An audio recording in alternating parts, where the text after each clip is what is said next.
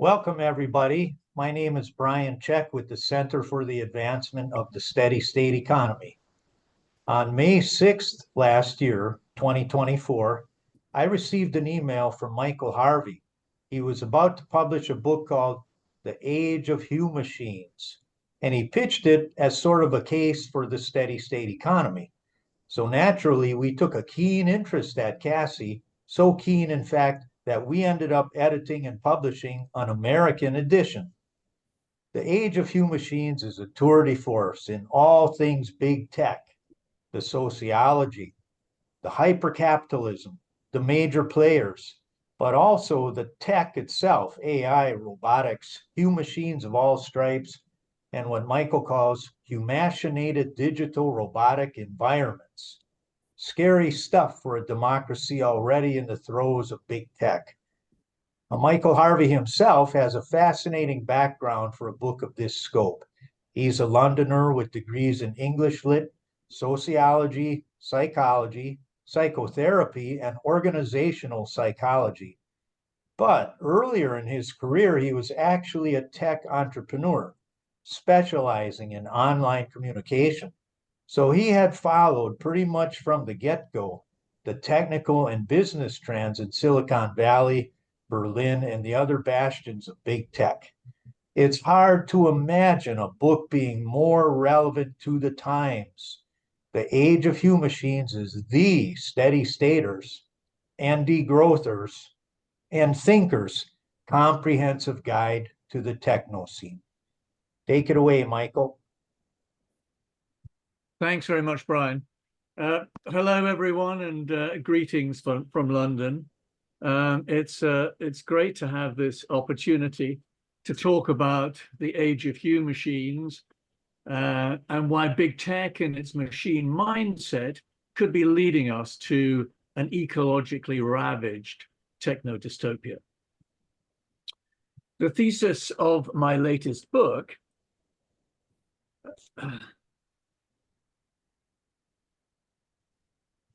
is that the 21st century marks a new historical phase in which no-holds-barred ultra-science merges with growth-hungry capitalism in a mission to automate virtually everything humans do, think, feel, and are. This project aims to create a libertarian techno-utopia, but the political, ecological, social, and existential risks on a planet already in the throes of the Anthropocene climate and diversity crisis are distinctly dystopian. I suggest that a new psychology seems to be emerging as a dominant force in our world, which we need to identify if we are to stop the big tech juggernaut and redirect ourselves towards a better world, which makes technology our servant, not our master. So first of all, what do I mean by human-machine fusion or humachination? This new force in human history lurks under many names, including techno-utopianism, techno-optimism, transhumanism, and the singularity. Economists call it the Fourth Industrial Revolution, and outside the US, it's often just mainstream government policy aimed at creating the next Silicon Valley. As I see it, the primary goal of humachination is to humanize machines and mechanize humans until we reach the point where the distinction between humans and technology disappears.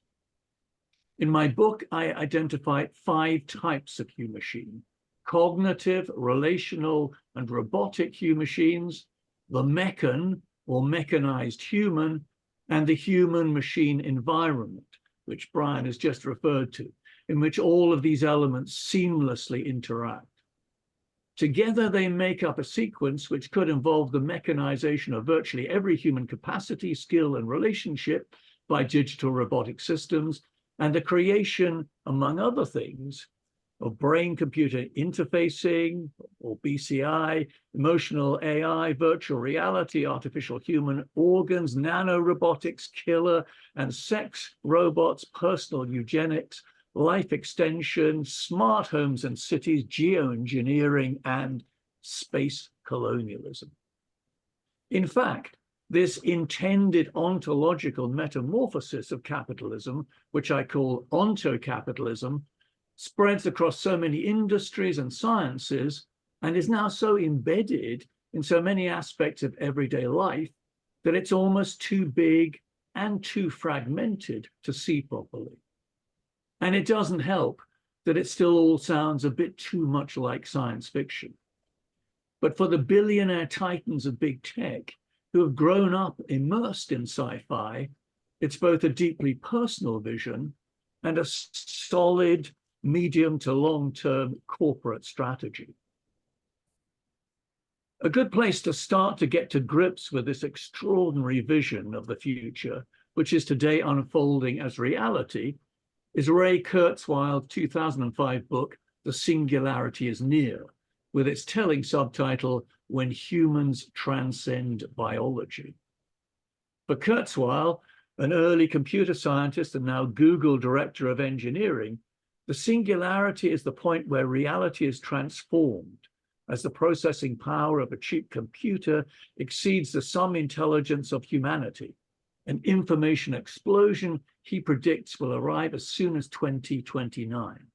And Elon Musk agrees. In fact, he forecasts that the intelligence of an average human being will be surmounted by AI next year. This hypothetical event needs to be understood in the context of the AI project, which in the 1950s first set out to achieve artificial general intelligence, AGI, or superintelligence, which British mathematician Jack Good famously called the last invention that man need ever make, adding, as long as it remains docile enough to let us know how to control it. Big caveat that, which I'll return to later.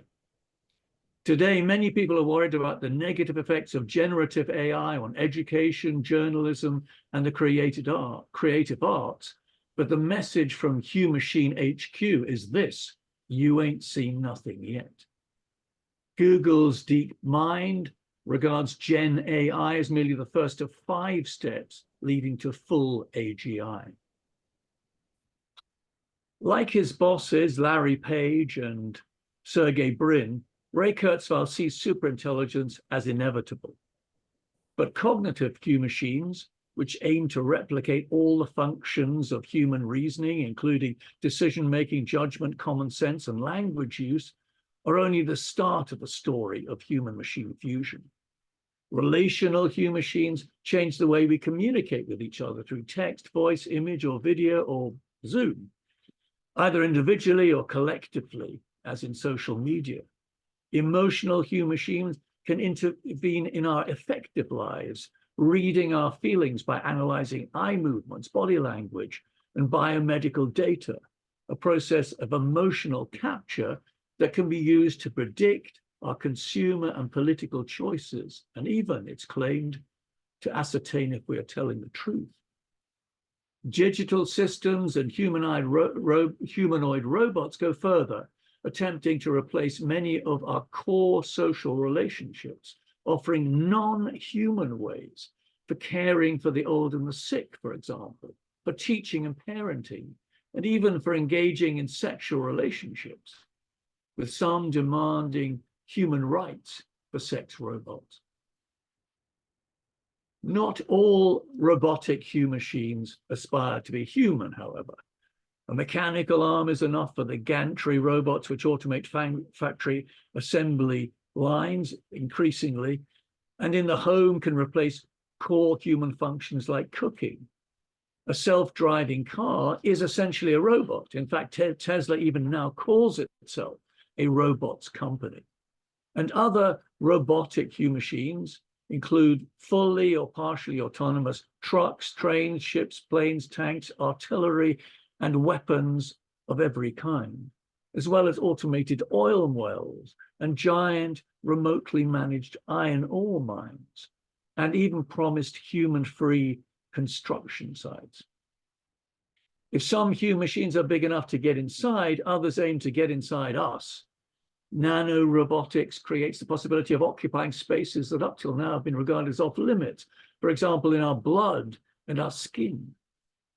All of this leads to the 5th Humachine, the total digital robotic environment, which relentlessly aims to connect everyone to everything, electronically datafying every material structure, surface, object, and biological entity, in part through material science, from the smart house, smart school, and smart workplace to the smart city, and ultimately, perhaps, the smart solar system. So what about the fourth type of human machine, the biologically based mechanized human or mechan? To return to the singularity is near, Kurzweil believes that the key machine connection here is the splicing of superintelligence, or at least some form of advanced computing power, into the human brain. This is the brain-computer interfacing, which Musk's Neuralink and a host of well-funded rivals are actively trying to implement now with FDA approval using human subjects. Kurzweil also envisages a mechan with a synthetic human heart, skin, blood, and other organs. Indeed, the artificial organ market is already said to be worth up to $40 billion and is growing fast. Kurzweil also supports unconstrained genetic engineering for human embryos and even full-on human cloning. Like most Humachinators, Kurzweil believes that the total mechanization of the human brain and body is possible because he embraces the brain-computer metaphor, which forms the theoretical core of human-machine fusion. This construes the human brain as essentially a piece of software running a body, which is basically hardware, as opposed to what I see as a unique embodied intelligence rooted in a cultural and historical network. On the basis of this mechanistic misconception, which goes back to the origins of the Western science revolution and the philosophy of Descartes and Hobbes, computerizing the brain seems logical enough, as does recoding the human genome and creating a range of bodily augmentations, such as new sensory capacities, like the ability to change appearance or telepathy. This human mechanization is meant to make death from natural causes redundant, opening up the possibility of life extension for hundreds of years or even immortality. This refusal to accept that death is an integral part of life is central to what I see as the life denialism of the human-machine mindset. Fabulous sexual prowess seems to be another fixation of the transhumanist tech bros. And it has to be stressed that humachination is overtly male and even masculinist in character. There are no female big tech billionaire founders that I know of, perhaps because the movement's bedrock academic discipline, computer science, has remained so stubbornly resistant to the gender parity which most other Western sciences have achieved. Human-machine fusion is just one facet of onto-capitalism, which aims to bring about the ultimate transformation of all energy and matter. Kurzweil calls this process applied evolution, recasting the past 3.5 billion years of life on Earth as a crude engineering project in need of upgrading. Every law of science will be surmounted, including the speed of light and the second law of thermodynamics, entropy, the tendency of all things to disorder and dissipation. Kurzweil believes that this principle, exponentiality, an infinite doubling of the power of technology, can smash all biophysical limits on the way to a post-biological techno-utopia of embodied consciousnesses eternally floating through the cosmos. Of course, a science-based vision like this is not going to get very far in our current world system without the endorsement of its dominant academic discipline, neoclassical economics. That started to come in the 2010s tens as Humachine corporations like Google, Facebook, Amazon, Apple, and Microsoft exploded into vast global monopolies.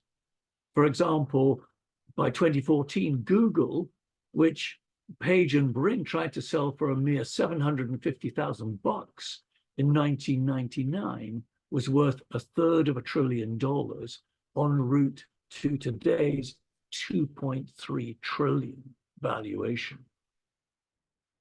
MIT economists Brynjolfsson and McAfee, in their 2014 book, The Second Machine Age, seized on what they saw as the potential for accelerated productivity in Kurzweil's theory of exponential hypergrowth and the kind of innovations which big tech was actually making.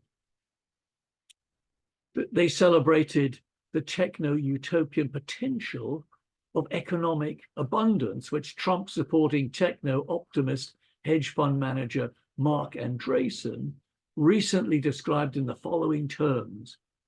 Quote, "We believe we should push to drop prices across the economy through the application of technology until as many prices are effectively zero as possible," end quote. Zero prices? Really? We now know that what big tech gives for free is generally paid for by the extraction of our personal data, another form of humachination, as all that is useful in a human being is drained from us and translated into monetizable instruments of prediction and control. In any case, technology has rarely increased productivity for workers across the board, but it has generated extraordinary abundance for the tech masters of the universe like Musk, Bezos, and Zuckerberg, who between them own more than the poorest half of Americans. So be wary of the first economic fantasy that the techno-utopians are selling. The second is that the potential disappearance of hundreds of millions of jobs through automation would be nothing to worry about. Management consultants McKinsey now estimate that 1/3 of all US occupational tasks will be automated by 2030. World Economic Forum founder Klaus Schwab deftly made that point through the title of his 2015 text, The Fourth Industrial Revolution, in which he argues that every phase of industrialization causes concerns, but that everything always works out well in the end, with raised living standards and new forms of social development.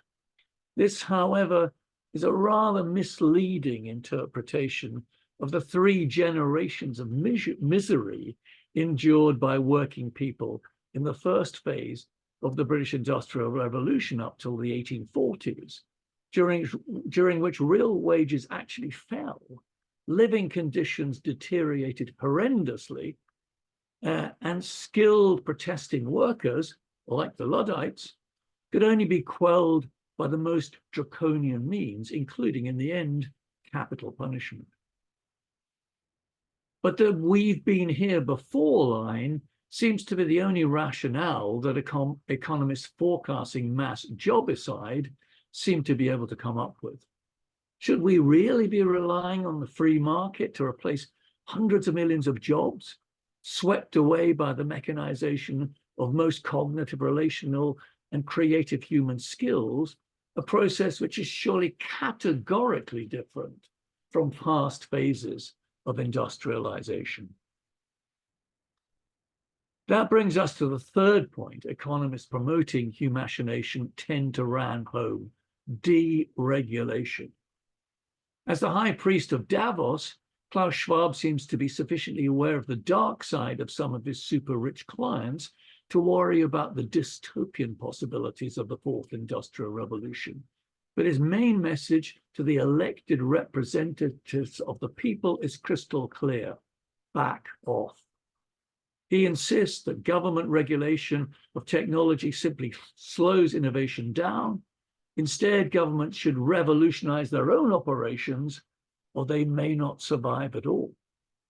10 years later, US Vice President J.D. Vance would use almost the same words warning the recent AI summit in Paris that, quote, excessive regulation of the AI sector could kill a transformative industry just as it's taking off, end quotes. Treat Vance's assurances that workers will always be part of the decision-making process around job automation with extreme skepticism. A better indication is Musk and his army of geeks currently ransacking the federal government, trying to cut foreign aid and millions of public sector jobs potentially, although this is not even automation yet, just a kind of insurrectionary fury aimed at destroying the very structures which make government regulation possible. This intense focus on deregulation is fundamental to Humachination. Over the past 25 years, since the dot-com crash of 2000 initiated the Humachination Big Bang, deregulatory lobbying has played a vital role in the explosion of unprecedentedly large technology conglomerates which have grown fat on monopolistic acquisitions with minimal government intervention. Supporting human-machine fusion has become mainstream policy for many governments across the political spectrum, from right to left. For example, in the UK, since Brexit, right-wing conservative governments pursued a science and technology superpower strategy, even adopting the fourth industrial revolution as official government policy. Last month, the new centre-left Labour government went even further, announcing a multi-billion-pound AI superpower policy to mainline AI technologies into the UK economy in a desperate attempt to resurrect the economic growth Labour has staked its future on. And just this week, the UK creative industry is up in arms about a new bill which seems to facilitate copyright theft by AI firms. At least the world may now be waking up to big tech's hyper-revolutionary agenda, although few seem to realize just how far Humachination intends to go. For too long, we've been sleepwalking through the attempted technologization of everything and everyone everywhere without even discussing it, let alone voting on it. The burning question of technology regulation will define what I see as the second phase of the age of Humachines we're now embarking on. But is effective regulation even possible within a growth-dependent capitalist paradigm which consistently puts profit ahead of people and planet? I'll come back to that question later on in my talk.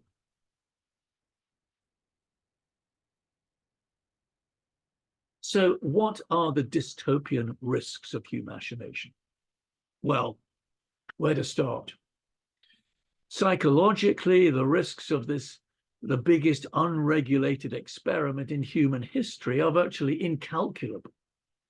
They include new forms of online child and sexual abuse, and increasing levels of depression and anxiety caused by social media, especially for women and girls.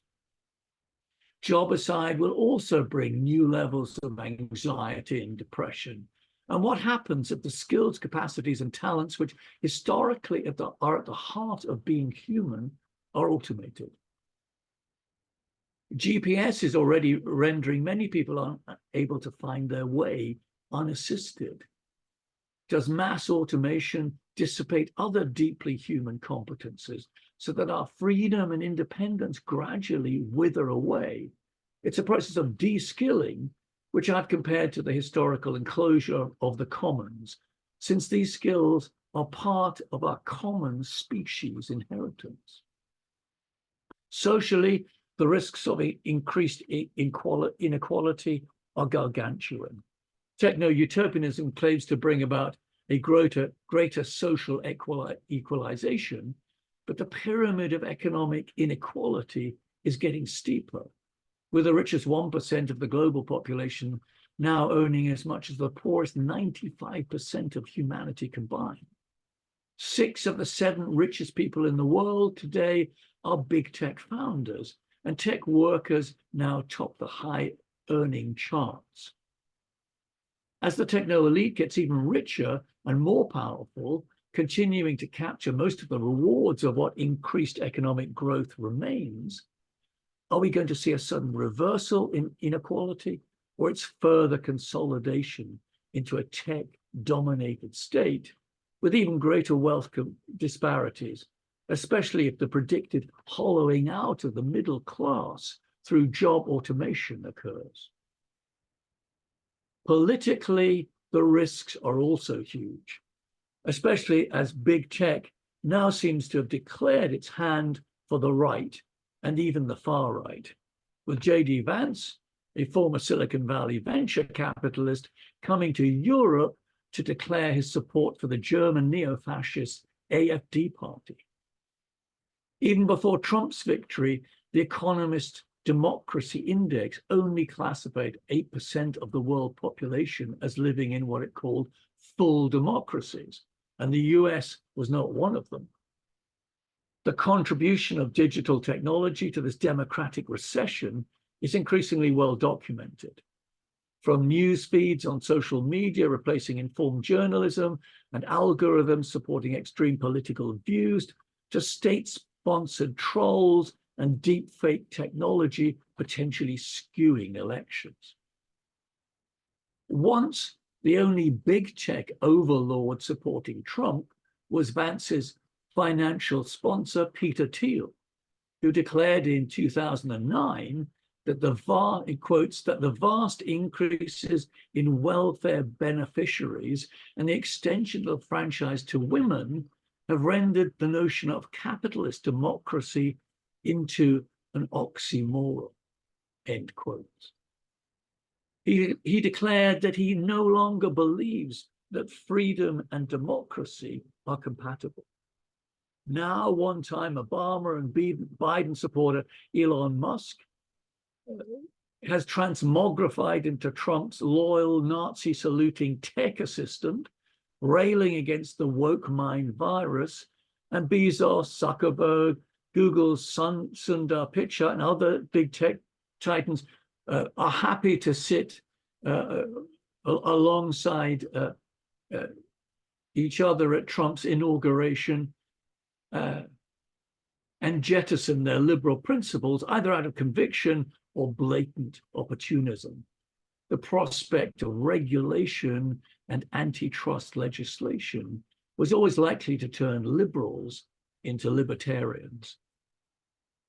Meanwhile, Peter Thiel's data mining conglomerate Palantir, which claims to provide an operating system for governments, has mushroomed in value, offering an American version of the surveillance state, which is already up and running in China, with its ubiquitous cameras, spy drones, social credit system, and online censorship, notably being used in the repression of the Uyghur people. The ecological risks of humachination also point in the direction of dystopia. 2024, as many of you know, I'm sure, is now on record at 2.6 degrees centigrade over the pre-industrial average. The last 10 years make up the hottest years for over 100 millennia. The overwhelming majority of climate scientists now predict that global warming will exceed 2.5 degrees centigrade by 2100, with almost half of them forecasting a truly disastrous 3 degrees centigrade or more. Not speaking up against Trump's terrifying drill baby drill agenda is bad enough. But there have long been more subtle ways in which big tech leaders have contributed to the inadequacy of current climate action. A favorite tactic is their support for green growth, the claim that increased technological efficiency can decouple infinite GDP expansion from environmental harms. But rebound effects, cost shifting, limits to the profitability of renewable energy, and ineffectiveness of carbon offsetting all suggest that absolute decoupling is an illusion, as degrowth and steady state economists have been demonstrating for some time, although some relative mitigation is certainly possible. And how can a world system that prioritizes capital accumulation consistently deliver nothing but decarbonizing innovations? The decoupling myth also relies on geoengineering, leading to public subsidies for unproven technologies like carbon capture and storage, rather than ending fossil fuel production once and for all. Extreme projects of the kind supported by Bill Gates, like spraying dust in the atmosphere to dim the sun, could lead to the most disastrous unintended consequences. Overall, the fantasy that we can create, as it were, a decarbon copy of capitalism simply acts as a convenient shield for continued fossil fuel exploitation. As for Elon Musk, even before he took over Twitter, his reputation as a crusader for the green transition was looking pretty threadbare. Yes, Tesla is still developing solar power batteries and electric vehicles, but these days the world's richest man claims that the West's declining birth rate is a bigger threat to civilization than climate change. The electrification of transport is vital, but not if it prioritizes the private car over walking, cycling, and public transport, and encourages kind of a car culture fantasy that the entire world can own automobiles like Americans do, in which case we'd end up with 6 billion cars on the road, an almost 6-fold increase on today's total. As a pragmatic transhumanist, Musk's real obsession is not saving planet Earth, but reaching Mars. The ultimate purpose of Neuralink's brain transplants seems to be to help to create what Musk calls a multiplanetary species capable of colonizing space. But there's nothing ecological about the super-polluting kerosene which powers SpaceX's rockets, or what Starlink satellites are doing to the night sky. As for Musk's private jet emissions, they are over 260 times higher than that of the average world citizen. Appealing as it is, space exploration is a massive distraction from the climate meltdown and mass extinction of species occurring in our own biosphere. But for Jeff Bezos, it's the only way to square the circle of infinite economic growth on a finite planet. He says, I want my great-grandchildren to be using more energy per capita than I do. And the only way they can be using more energy per capita than me is if we expand into the solar system. Bezos envisages 1 trillion people living in the solar system, so plenty of parcels to be delivered there. In the meantime, Amazon's global emissions footprint is currently the size of Switzerland, and although it declined slightly in 2024, reportedly these figures do not include the growing energy consumption of Amazon Web Services, its most profitable division by far.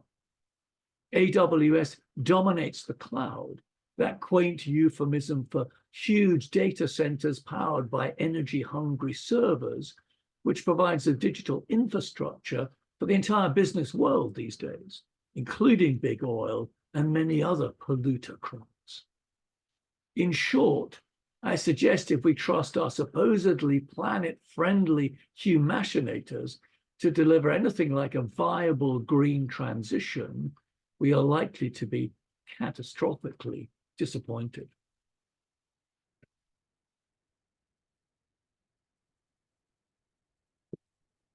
And if climate breakdown isn't existential enough, there are other even more dystopian risks posed by transhumanism, which after all literally aims to end the existence of Homo sapiens as we know it. A cyborg with a computerized brain, bionic limbs, and outlandish sensory augmentations would represent a totally different species. Add to this life extension, and individual eugenics, And you have to question whether this synthetic being would even qualify as a member of the Homo genus. And given our pyramid of inequality, would these medical enhancements be shared widely, regardless of cost? Or would we see in effect the super rich emerging as a new master race?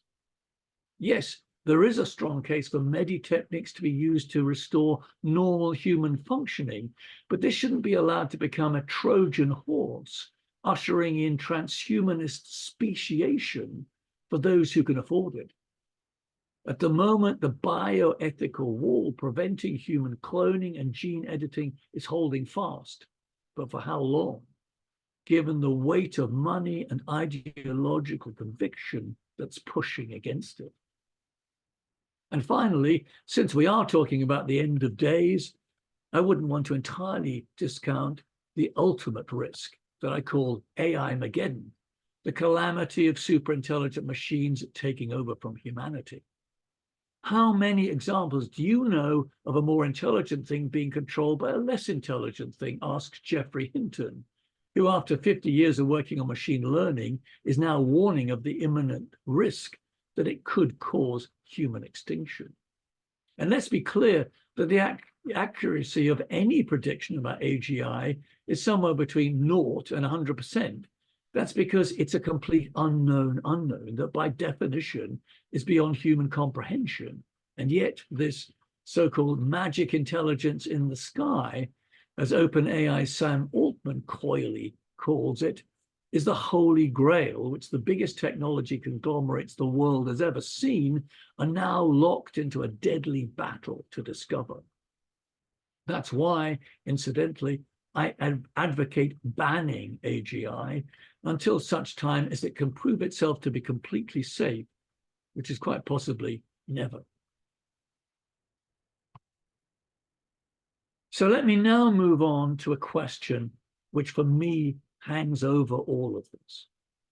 Namely, what kind of mindset is it which is able not only to tolerate these multiple and existential risks, but to actually strive to push them to the brink and beyond? It's time to contemplate the possibility that a new type of psychology is emerging. I call it the machine mindset, and it's marked by a determination to control others and reduce them to a state of submission. Politically, this dominator complex is all too evident in the dictatorial strongmen commanding the world stage today. But the machine mindset in some ways goes even further, wanting immortality or the status of a god and accepting no limits to being human, just as capitalism accepts no limits to its growth. The machine mindset, as the name suggests, is also distinguished by a pronounced engineering bent, a fascination with all things mechanical, and a compulsion to take things apart and reassemble them in a different form.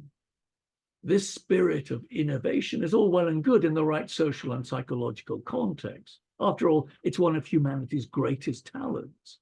But the danger is that it seeks to dominate all our other social, emotional, and intuitive talents and other forms of creative intelligence.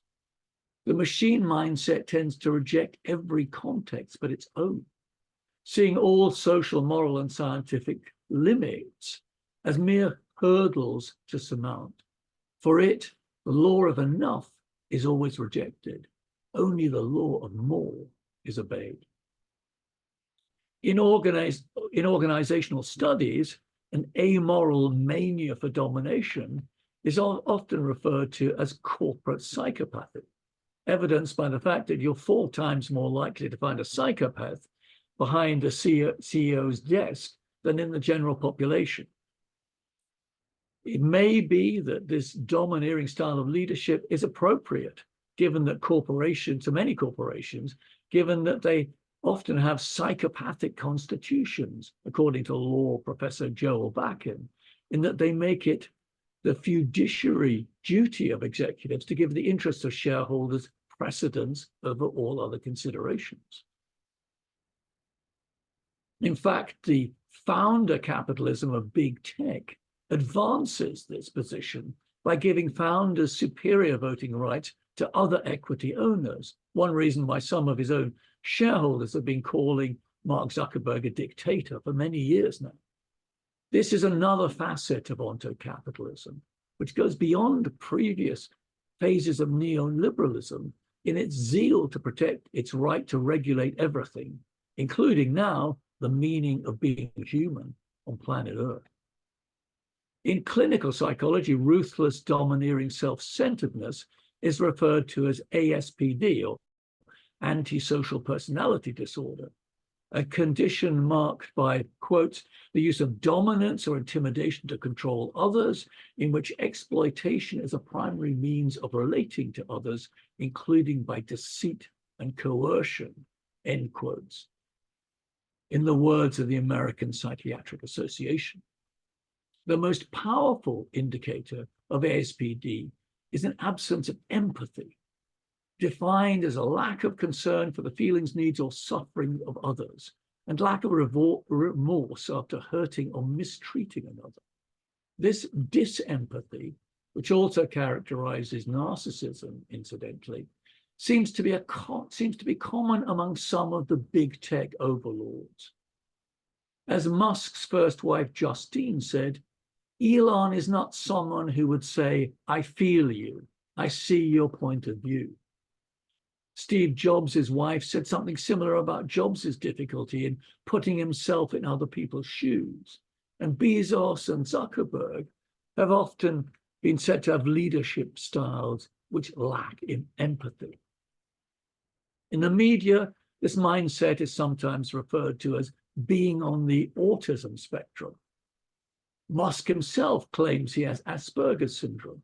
Zuckerberg has been called robotic by employees, and Bill Gates recently said that if he were a child today, he would be diagnosed as autistic.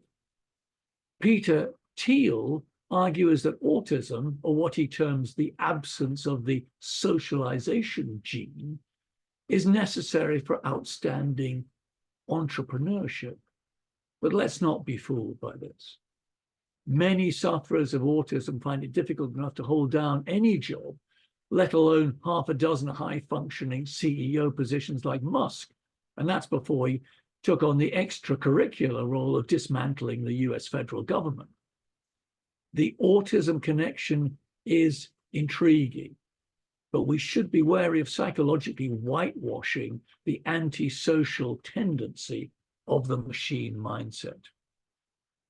A better reference point would be the ethos of extreme individualism, which is present in Silicon Valley, and is particularly evident in its worship of Ayn Rand, the author of The Virtues of Selfishness, who believed that altruism was incompatible with freedom, with capitalism, and with individual rights, and who thought there was no such thing as collective achievement or the public. An extreme focus on the interest of the individual runs right the way through the techno-utopian imaginary, to the point where the very idea of society almost becomes obsolete. What seems to remain are towering Randian great men, entrepreneurs able to assert that might is right over the cowering masses. A final democratic barrier to be swept away could be diversity.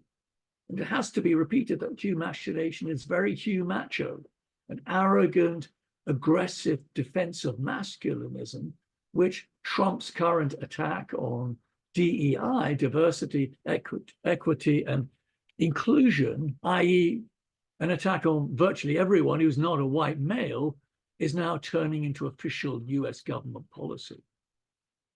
It's all high risk, of course. But if you're already a billionaire, you have your own safety net. And who do you deploy in any case for this kind of binge of destruction?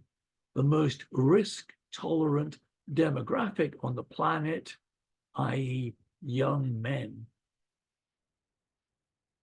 The machine mindset's potent cocktail of psychological traits is also reinforced by the philosophy of what I call machine supremacism, evident in Kurzweil's concept of applied evolution, which I've already referred to. which amounts to a genuine belief that the machine represents a superior form of organization to organic life. Or to put it another way, that life is an inferior form of technology that can be re-engineered to a higher specification. Historically, the origins of this attitude can be traced back beyond the Industrial Revolution to the onset of Western science. And the astronomer Johannes Kepler's aim in 1605 to show that the celestial machine is not to be likened to a divine organism, but to a clockwork. Francis Bacon's mission for science to achieve total mastery over nature expressed a similar attitude. This physics-based scientific tradition, so different from that of integrated life-based science, only increases the frighteningly coherent logic of the machine mindset, relentlessly focusing on the limitless expansion of technology, whatever the cost to people or planet.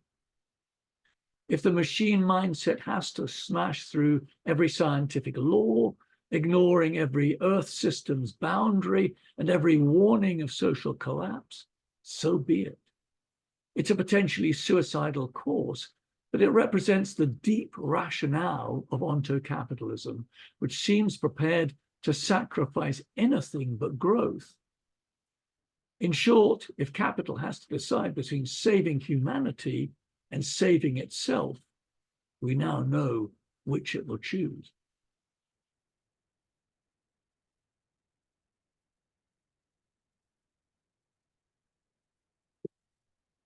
So what can we do to avert this eco-techno dystopia I call the techno-sea?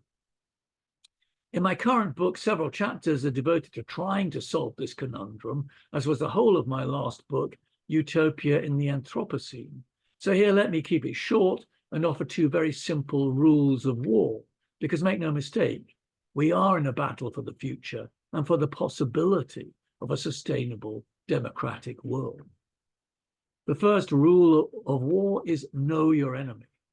I think it's vital to grasp the true enormity of the hydra-headed monster that is humachination.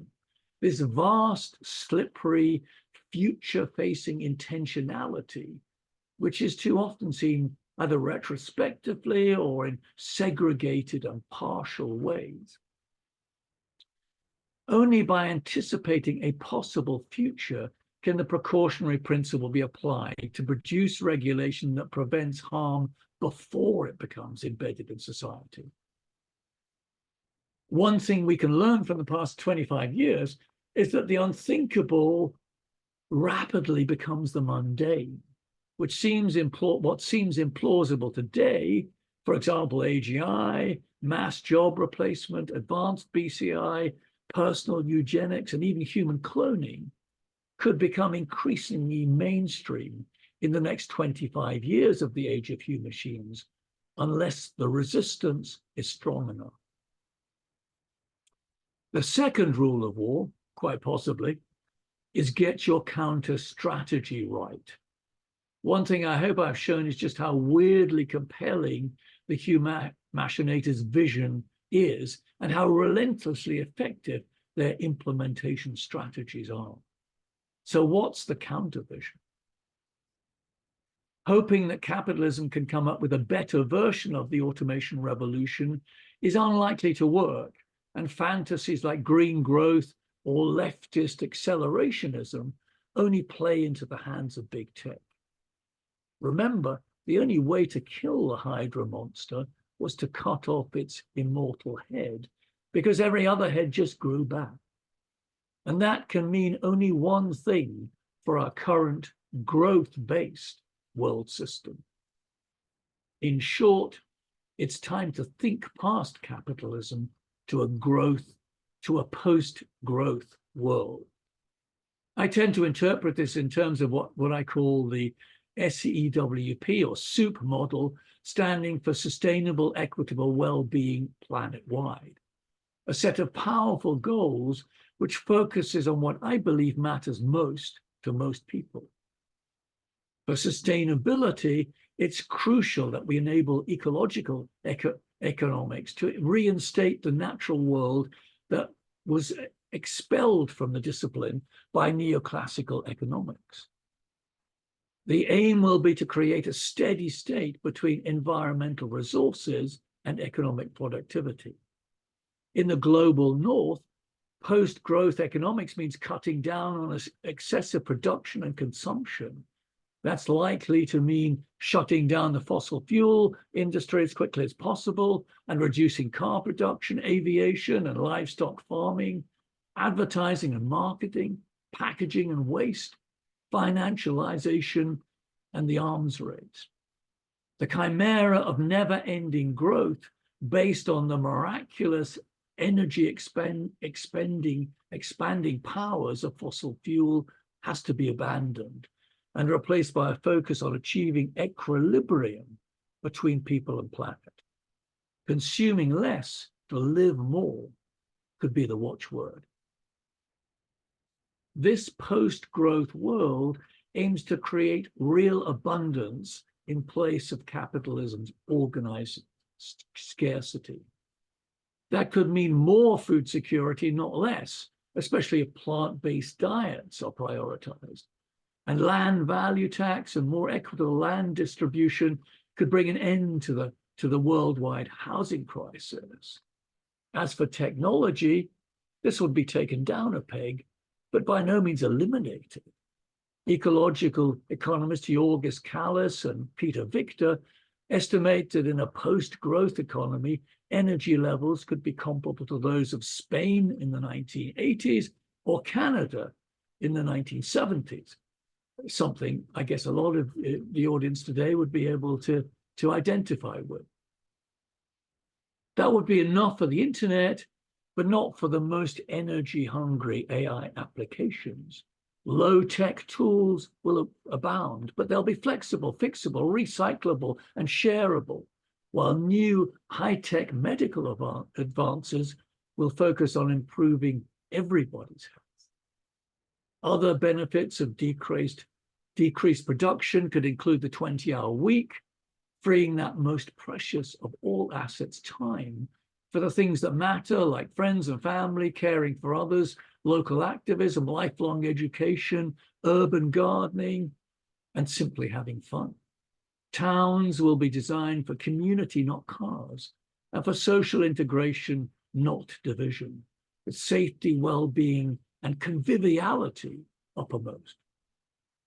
It will also be imperative to save democracy from its current asphyxiation by moving to deeper forms of popular participation. Circular democracy could combine the top-down policy necessary for planetary sustainability with the bottom-up decision-making that can give democracy a kiss of life. Today, deliberation by small groups in citizen assemblies can inject quality and precision into the political decision-making process. Demo techniques will enable choices about new technology to be made by society as a whole, perhaps carried out by parliamentary groups in unison with popular assemblies and other models of participation or participatory politics. This would be a historical first. Other new paradigm-shifting institutions could include the ecologization of education, a new approach to history which values indigenous human competences, and a new emphasis in science on an integrated systems approach, reflecting what ecologist Fritjof Capra calls a shift from mechanistic physics to the life sciences, based on the realization that the fundamental pattern of life is, quote, a network pattern capable of self-organization, end quote. In this view, life is not an inferior machine to be redesigned, but something closer to a self-choosing network of creativity. This fundamental insight will also drive new non-hierarchical decision-making and worker ownership in post-growth cooperative enterprises. These system changes will help to create vibrant, new lived values, which could amount to a transformation in human consciousness. As a psychologist, you'd probably expect me to say something like this, and I'd be happy to outline what this new value system might possibly look like. But let me now conclude this talk by acknowledging that none of this will be easy. It will involve self-sacrifice, a genuine respect for limits, both human and planetary, and a profound sense of solidarity with other nations, future generations, and the living world, all of which is the diametric opposite of what the Humachinators preach. In fact, it will take nothing less than the best in being human to get us off the road to dystopia and on track for a better and more rewarding world. But that's surely the only outcome of the Anthropocene battle for the future that's truly worth fighting for. Thank you for your attention. Thank you so much, Michael. Wow, what a presentation. We have gone a little bit beyond where we typically would, but in my opinion is well worth it, and we generated a lot of questions. So let's see if we can get to some of those. Let's see, let's start with a relatively, if not a simple one, at least a fairly straightforward one. It's actually two questions from Drew Martin. He asks you to please address the impact of Elon Musk, and then related to that, will chips be implanted into the brains to control humans? Well, Elon Musk, inevitably, there will be a question about this, and many questions. I mean, it has been extraordinary. I've been writing about this for several years now, and even before Musk took over Twitter, it seemed to me that he was heading in this pretty dystopian direction. But I have to say, even I could not have predicted what has happened over the past 6 months or so. First of all, his support for Trump, and then the way in which Trump seems to have empowered Musk to virtually destroy, as I said in the talk, all of the bureaucracy, which makes it possible to regulate technology. This no doubt was what Musk was so worried about. I think that's why he made the transition to Trump, because there was so much AI deregulation coming down the track from Biden's AI Act and other antitrust regulation. So in a sense, I think he threw in everything on the basis that Trump had to be supported, and he's got his reward now. When it comes to Neuralink, I think it's a very, very good question about chips being implanted in the human brain, because actually that is happening, and it has already happened. FDA approval has been given for a number of BCI firms to be experimenting on live subjects, and live subjects, for example, through Neuralink, have already been enabled to people who have been seriously paralyzed to retain some of that functioning, basically by chips or neural nets which have been planted in their brains, which enable them to basically restore some of that functioning through their thoughts. So it's happening, and as I suggested, I think some of this on a medical basis maybe is justified, where it's the aim is to restore normal functioning, but Musk's ambition way beyond this. He has talked about basically using brain implants to to directly connect up with super intelligence. To Ray Kurzweil himself has written an update on the Singularity is Near, in which he suggests that 90% of the human brain can actually be installed in computers. And whether you see this as the brain existing in a computer or a computer existing in the brain starts to become a bit vague. But yes, it's a major problem, and I'm amazed that it's got so little publicity. Okay, thanks, Michael. Now let's get to the question of Greg Holloway about non-human species, and then we'll get Bill Reese and his last question that he left in the chat room, and then after that, Robin Schaffler's last question that she put into the chat room. So, Greg, are you still there? You'd like to ask your question directly to Michael? Okay, have I unmuted effectively? Yeah, we can hear you. Oh, cool. Well,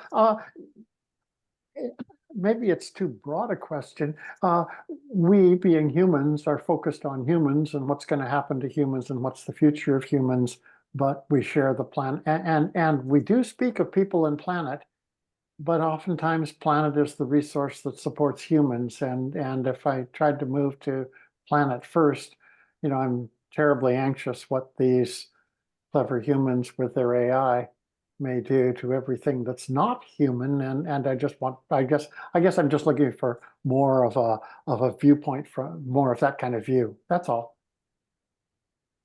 Well, yeah, I mean, I think I agree. I mean, I think the problem with this kind of machine supremacism, as I call it, which is both, I think, a current attitude based on technologism, or a kind of worship of technology, but also has, as I illustrated, a long history going back to the beginning of Western science, and that the view that fundamentally there's a kind of role for the human mission is to dominate all nature, to dominate all species. And I think it's taken to kind of extremes in obviously the people I've mentioned, but also interesting enough in Larry Page of Google, who is much a lower profile than people like Musk or Thiel, famously secretive, but he is said to be perhaps the most convinced person, digital utopian, who basically believes that superintelligence, if it takes over from human beings, and we end up with a kind of machine universe, super intelligent robots, then that's simply evolution. And he argues that it's what he calls speciesist, to think that humans are in any way similar to anything that can be produced in metal or silicon. So, what super intelligent robots would do to the millions of other non-human species out there, we don't know. Who knows? They might identify with them. They might identify with them as being similarly non-human, and get an idea that agree that it's humans that should be vacated from the world. But on the whole, I have to say, if you have an attitude like this, which is so dehumanizing in many ways, it's hard to see how that is going to treat non-human species as anything other than fodder to be manipulated and exploited and extracted from. Okay, now, Bill, you left a few comments and questions, and that last one I thought pretty well summed it up. Can you go ahead, put that out, and see what Michael might have to say? Well, thank you, Brian, and thank you, Michael, for a mind-blowing excursion into one possible future. But my question, I had several, but the last one pertains to your set of solutions. All of those tell us what we should be doing. It's the what question. And I think we all know what we should be doing if we adopt the values that are behind your assertions there. But my question is this: what is the probability that the global community will voluntarily abandon the techno-infinite growth vision that you've advanced to us for an alternative vision based on sufficiency and equity? I mean, we've known we ought to be doing that for decades, and there's absolutely zero sign anywhere that any government or major organization, apart from Brian Check and the degrowth movement, argue that we can do this. I mean, I'm an ecologist. I think it's absolutely essential, but I see no evidence whatsoever that it's being taken up anywhere by any major society. And by the way, I start from the position that the world cannot support anything like the existing 8 billion people, let alone 10 or any future number indefinitely. We're going to implode before this vision of the human machine really gets very far advanced. Do you have any thoughts on that? Well, yeah, I mean, as I said, it's not easy. Thank you. That's all I really need. Well, I think, of course, I mean, I suppose one reason I had for writing this book and for trying to explain just what, if you like, the technological alternative is and where it's going, is what a frightening future that actually that takes us to. Yes, we've got two very frightening futures, and one which is a climate and an ecological catastrophe, which, as you say, we're doing nothing like enough about. Technology comes in possibly as the kind of white knight which can save us. And what I'm trying to warn people of is that it's much more likely to facilitate this catastrophe. I mean, in one way, I mean, if I was going to be pessimistic about this, I would say we're only likely to reach this new kind of way of thinking about ourselves and human limits when it becomes clearer what the catastrophic consequences are of the crisis that we face, both technological and ecological. So in some ways, what can we do is to start thinking about, alternative ways of living, which may represent different outcomes if the future does implode in the way in which you've talked about. The reason for, I think, elaborating on worst case scenarios is in a desperate attempt to make sure that they never actually happen.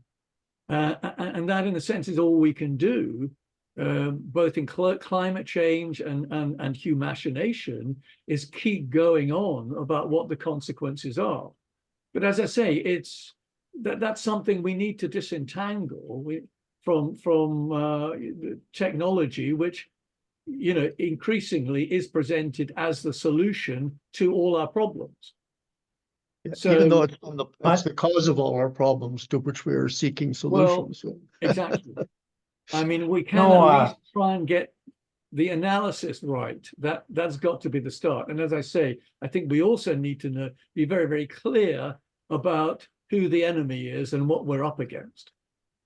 Thank you for that. But Bill, one of the reasons that we took such an interest in this book is that it's the rarest book I've seen in the sense that limits to growth kind of steps up as the good guy that might just halt the worst phases of the program of humachination.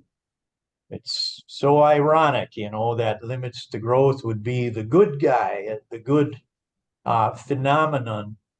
So there's that aspect to it as well. But that brings us, I think, logically to Robin Schaffler's question about winners and losers out there in terms of, I think you're talking, Robin, mostly about nation states that try to get off the growth wagon, then what happens? Yes.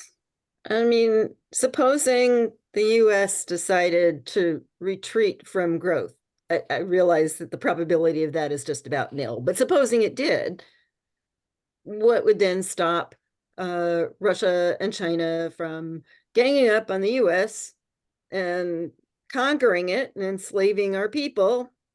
Because part of the retreat from growth will necessitate the end of the military industrial complex. Well, I mean, I think that that's a very, very good question. And it's a question, I guess, which is even more pertinent now than perhaps a few months ago, given that Trump seems to have declared a kind of new world order in which every continent or every superpower more or less looks after itself. I don't think there's any simple solution to that. I think what we're just as there's no simple solution to how do we create any kind of effective global action on the climate. It has to be come from nations finding their own way to move beyond growth, which I think in Europe maybe the situation is a bit different since growth is increasingly hard to come by in European nations. The UK, for example, the sort of founders of the Industrial Revolution, we haven't had anything like serious growth since 2008. So that question of whether growth is possible or not, I think is likely to come onto the scene more and more and more, and that I think is what's so important. We have a Labour government which is basically saying the only way we're going to create this growth is probably through AI and deregulation. So the two are very, very closely linked. But yes, it's certainly a very, very difficult situation when you see the kind of dictators who are now on the world scene and who are dominating, particularly Putin. What Putin has managed to push back the prospects of any kind of enlightenment, I think, by many decades. And we can only hope that for new ways, I think, of trying to arm ourselves against the most likely effects of imperial aggression may emerge. But yes, it's a difficult one to see our way out of. Well, I think we're probably collectively running out of gas, just like the data centers. But maybe we could take one more, David Pollock's first question about some of the key regulations that could be adopted theoretically without hindering some of the benefits that we could also theoretically glean from AI and such. So, David, are you out there? You want to ask that directly? Yes, there you are. Thanks, Brian. I'd like to try to link it a little more. Can you hear me? Yes? Yeah. I'd like to link it a little bit more fully. When you first said, Michael, I really appreciated the talk, that what we should do is we should prohibit AGI altogether. Then I thought, well, what's the boundary line between very specific AI that we have now so we don't harm things like medical research? Then you went on to state basically we needed to move toward a much broader steady state economic model as an answer. So my questions became ones of what regulations could be most useful without prohibiting benefits. But then on the steady state model, I wanted to invite you into a cabinet meeting in Canada, for example, where you're making the presentation and the listeners are saying, we agree with a lot of things, but how do we possibly make the transition? We've got debt, we've got old age security, we've got pensions to pay for, and an aging large population with a smaller group of people. We've got to keep immigration strong. We've got to keep growth strong in order just to keep everything going for our aging population. So sort of a complex of questions there, but if you could comment, that would be great. Well, yeah, as you said, there are a number of questions there, but I think first of all, on the issue of AGI, and I do think this is something that we can be thinking about and hopefully acting on now, because it does seem to me that the AGI is just about the worst idea that we've really ever had, to come up with something that is more intelligent than all human beings put together. I think it's dehumanizing in a very obvious way, and I think there are all sorts of ways in which the various stages, the various upgrades which are needed, which require, you know, massive amounts of computing power, could actually prevent us going in that direction, with consequences which we really don't have any ideas of. You know, for example, you know, DeepMind think that AGI at the moment, that AI, generative AI, is only really more intelligent than unskilled people, and that and they see it progressing to a point where it's more intelligence than 99% of skilled people, and then it goes to the 100%, and then nobody knows what is going to go on there. I think there are all sorts of ways, very practical ways in which that can be limited, but it has to start with people saying this is a terrible idea. And basically, we've got AGI, which is the holy grail. I mean, people, politicians, business people who really know nothing about IT are endorsing this. It seems to be an absolutely suicidal or possibly genocidal thing to be endorsing. So that's the first thing. Right. And I think we can scale down possibly even some of the existing AI. I mean, if we want to simply focus on medical research, which I think would be a very good idea, then we can do that. There are ways in which you simply make it illegal to be doing anything else. So there are ways, again, if the intentionality is there. And I certainly agree. I think the problem is that so much of AI is constantly being presented as though it's massively beneficial, as though you know, providing new ways of doing medical research or scientific research in general is what it's all about. Now, that may once have been the case, and it may still be the case of some of the scientists who are working in the academic field on that. But increasingly, all of those academics have been hauled out of their ivory towers and are now working for Google or working for OpenAI. And they're working on commercial applications. So the whole field is now open. So I think that's something that we certainly can focus on, and we are getting people now. There's a Stop AI campaign. There's a Pause AI campaign. In fact, there are some guys in San Francisco who've actually been jailed for protesting outside OpenAI. So there's a movement starting, and I think this can really change the whole scene in terms of what we can do potentially to at least focus AI in areas that can be beneficial.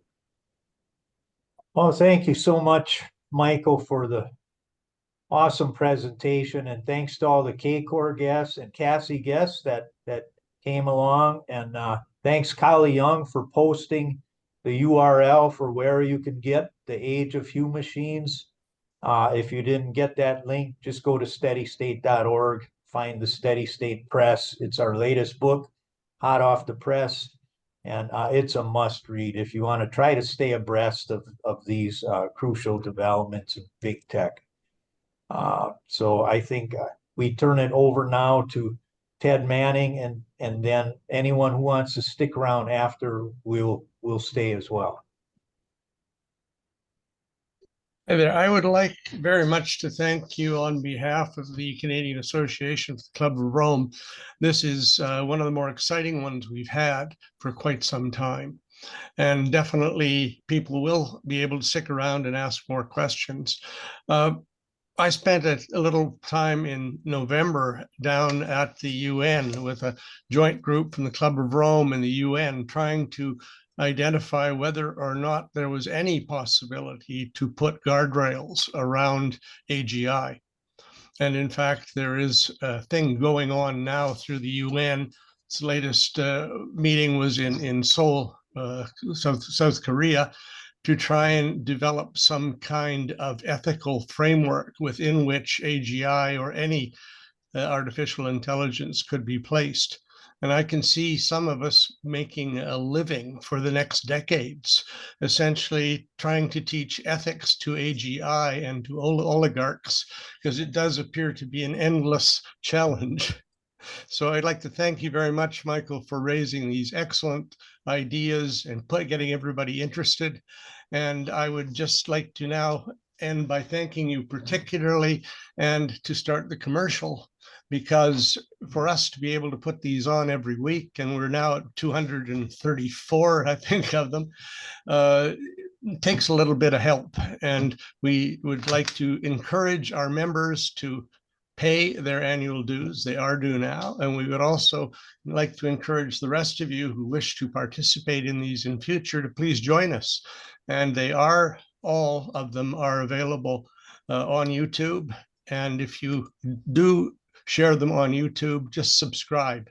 It makes it easier for us to attract people and to get excellent people like you to come and talk to us. So thank you again. My pleasure.